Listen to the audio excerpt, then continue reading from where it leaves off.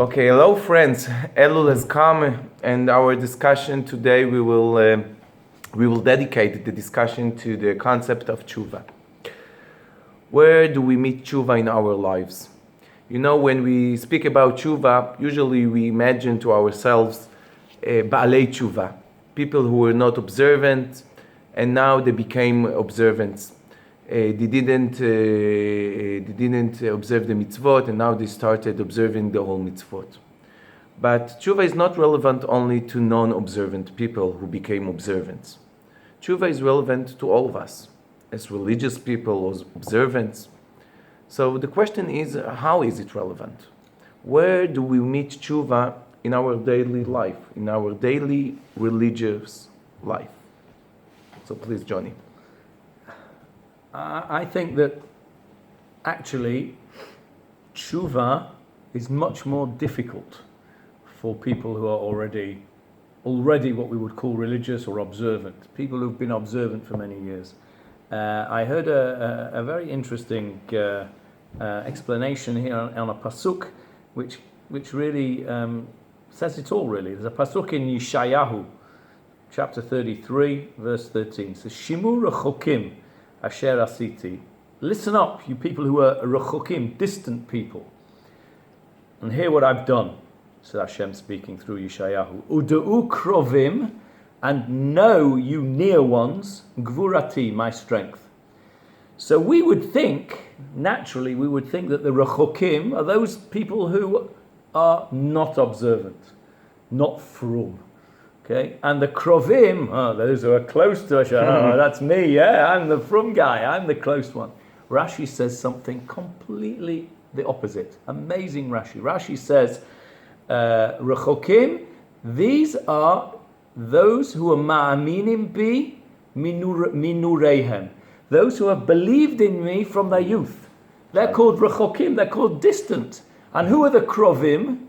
The krovim, who are those that are close to me, says Hashem? And Rashi explains, is they are the people who are ba'alei teshuva. They've come to know HaKadosh Baruch Hu when they're more mature. In other words, they're what we would call ba'alei teshuva. And Rashi makes a point of saying that those people who've been religious, observant from their youth, they're far away.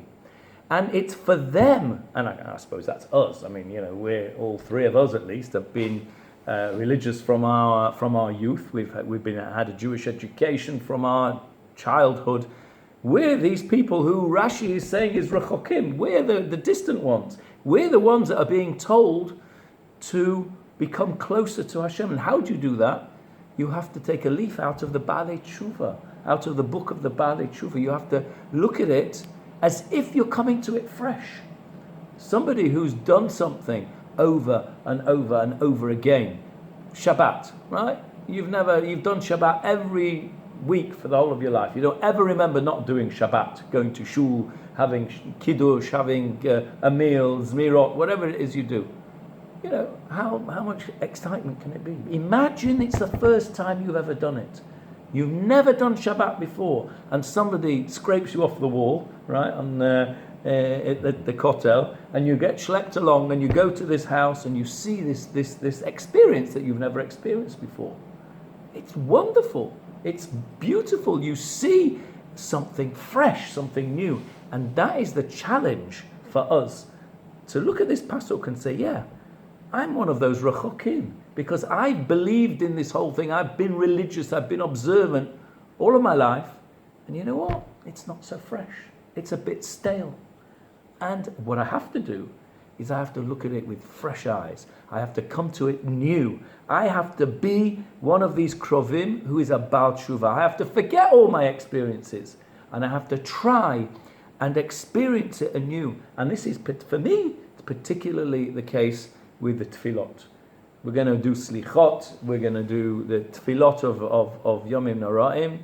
We all know the tunes, and we sing them, and we say the vidui on Yom Kippur. And these are things that I'm nearly 61 years old. On Rosh Hashanah, I'll be 61. So I've been doing this for what? 58, thank you. 58 years I've been doing it, right? So where am I going to have to stop? forget those 58 years. I have to stop and look at this and try and experience it as if it's completely fresh, as if I've never seen this So before. tshuva is the chance for us to renew our lives, religious lives. That's how I view it.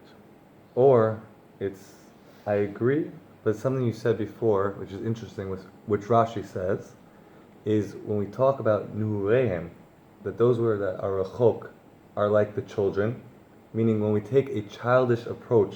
So it's not necessarily that I only grew up dati or religious, but it's the fact that if I take a childish approach to it, I'm not able to, and actually it reminds me a lot of marriage. If you don't work and think and you take a love-lust view on marriage, it becomes stale. So You have to have a mature. You have So to you have feel. to fit your religious world to your way of life today. Correct. Because if you don't, and you take what's a childish approach to things? A childish approach is, it exists, it's easy, and I just continue to do the same thing. What does a child do? When a child gets in trouble, right? Yes. My kids, what's the first thing they say to me? They say, did you do this? Sorry, I forgot, I'm not supposed to do it. It doesn't mean they're changing. They just want to get out of the, You have good the problem. Very Or, good. no, I didn't do it. Right. But that's a childish approach to it. So it doesn't mean you grew up. I don't think it only means you grew up with religion. I think it actually means is your approach to the religion, to your way of life. And a mature person looks at it anew every new time. perspective, A new a new- perspective. I think you- that's exactly what Rashi is saying. Actually, I think that's exactly the point of this, is that we, unfortunately, what happens is that we have a kindergarten view of Judaism, and it's difficult when you hear something over and over and over again in the same way. It's actually difficult to put that aside and look at it in a different way. But if you can put it aside and look at it afresh with a more mature approach, with a more thinking approach, and saying, well, what does it mean?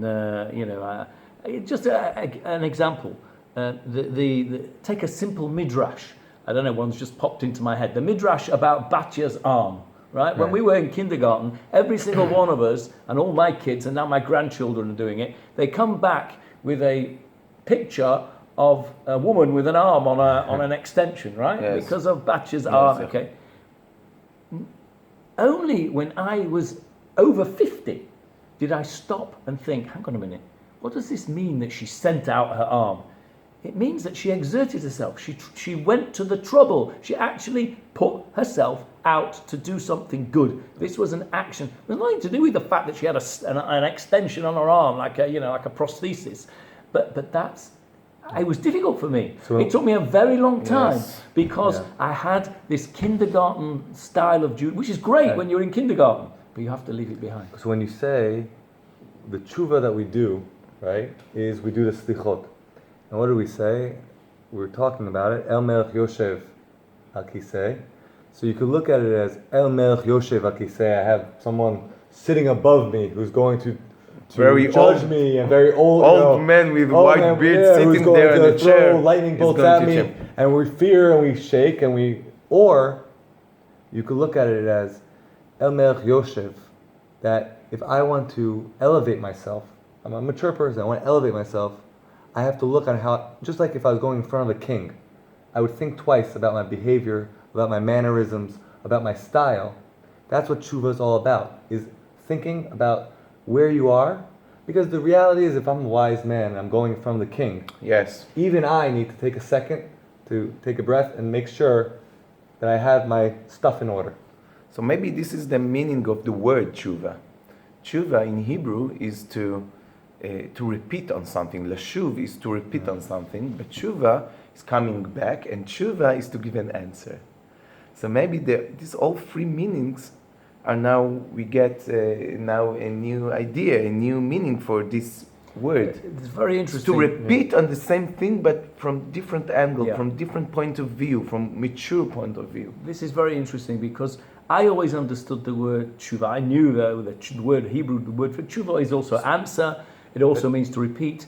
But the standard, if you like, and this is the same thing, over and over again for the last 50 odd years, I've understood the word teshuva to mean to return, and I say, and what I'm actually thinking about now is that's exactly what I don't want to do. You I don't want to go back, you want to move I want forward. to move forward. I want a different answer. Yes, and that I like that idea, that the idea of tshuva, to understand the word of tshuva means to return, not to return, but to repeat the same things, but with a tshuva chadasha, with a new answer. Ask the questions.